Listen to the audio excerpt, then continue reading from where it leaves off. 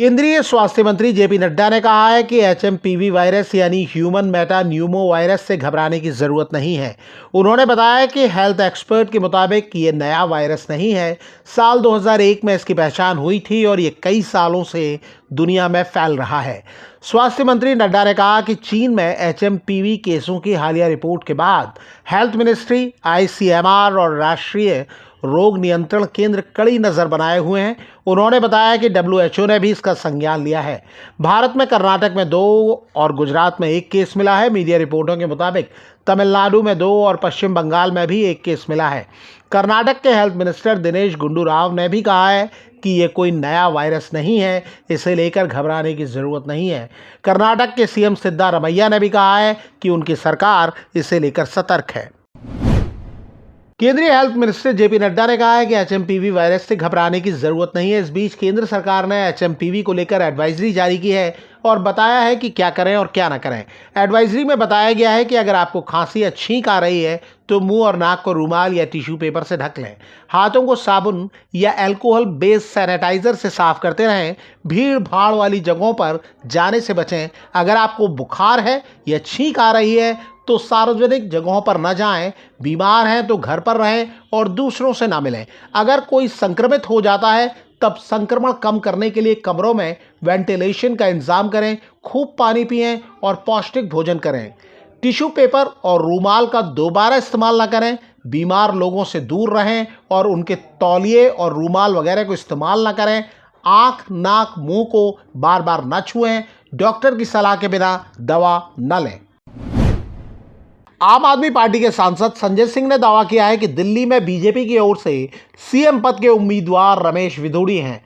BJP ने रमेश विधुड़ी को Kalkaji seat से उम्मीदवार बनाया है। दिल्ली की सीएम आतिशी इसी सीट से आम आदमी पार्टी की उम्मीदवार हैं। उसने पहले दिन 2 महिलाओं को गाली दिया। दिल्ली की निर्वाचित मुख्यमंत्री को गाली दिया, प्रियंका गांधी को गाली दिया। तो गालीबाजी तो सबसे बड़ी योग्यता है ना बीजेपी में।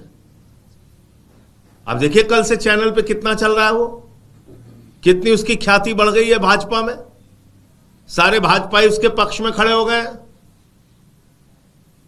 तो असली मुख्यमंत्री का चेहरा वही होगा,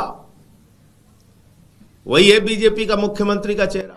संजय सिंह ने कहा कि अब दिल्ली के लोगों को तय करना है कि उन्हें महिलाओं को गाली देने वाले रमेश विधुड़ी चाहिए या महिलाओं के लिए काम करने वाले अरविंद केजरीवाल। दिल्ली की सीएम आतिशी रो पड़ी। ये वाकया सोमवार का है। वो बीजेपी नेता रमेश विधुड़ी के बारे में बात कर रही थी।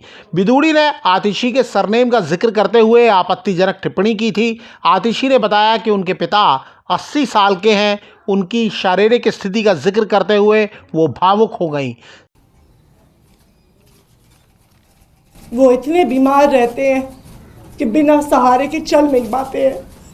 सीएम आतिशी ने कहा कि रमेश विधुड़ी अब ऐसी स्थिति में पहुंच गए हैं कि एक बीमार बुजुर्ग को गाली देकर वोट मांग रहे हैं। बीजेपी ने विधुड़ी को दिल्ली की कालकाजी सीट से टिकट दिया है। सीएम आतिशी इसी सीट से आम आदमी पार्टी की उम्मीदवार हैं। दिल्ली में विधानसभा चुनाव का जल्दी ऐलान हो सकता है। विधुड़ी ने कांग्रेस नेता प्रियंका गांधी के बारे में भी आपत्तिजनक टिप्पणी की थी। विधुड़ी सांसद रह चुके हैं। जाने माने पर्यावरणविद और यमुना पुत्र के रूप में चर्चित मुकेश चतुर्वेदी यमुना को राष्ट्रीय नदी का दर्जा दिलाने के लिए नए अभियान पर निकल पड़े हैं। वो अपने साथियों के साथ मां यमुना की दंडवती परिक्रमा कर रहे हैं। यमुना भक्त दंडवत की मुद्रा में लेटते हुए आगे बढ़ रहे हैं। वो 41 किलोमीटर की परिक्रमा 1 महीने में पूरी करेंगे। मुकेश चतुर्वेदी इसके पहले मथुरा से द्वारिका तक पदयात्रा कर चुके हैं। दंडवती परिक्रमा की शुरुआत के मौके पर गोपाल पीठाधीश्वर श्री 108 डॉक्टर पुरुषोत्तम लाल जी महाराज ने कहा कि मां यमुना को राष्ट्रीय नदी का दर्जा दिलाने को हर संभव प्रयास किया जाएगा। यमुना पुत्र मुकेश चतुर्वेदी ने अपने अभियान को नाम दिया है मिशन हृदयामी। उन्होंने बताया कि मां यमुना को राष्ट्रीय नदी का सम्मान दिलाने के लिए पूरे देश से 1,25,00,000 सहमति पत्र जुटाए जाएंगे। इन्हें राष्ट्रपति, प्रधानमंत्री और सुप्रीम कोर्ट के मुख्य न्यायाधीश के सामने प्रस्तुत किया जाएगा।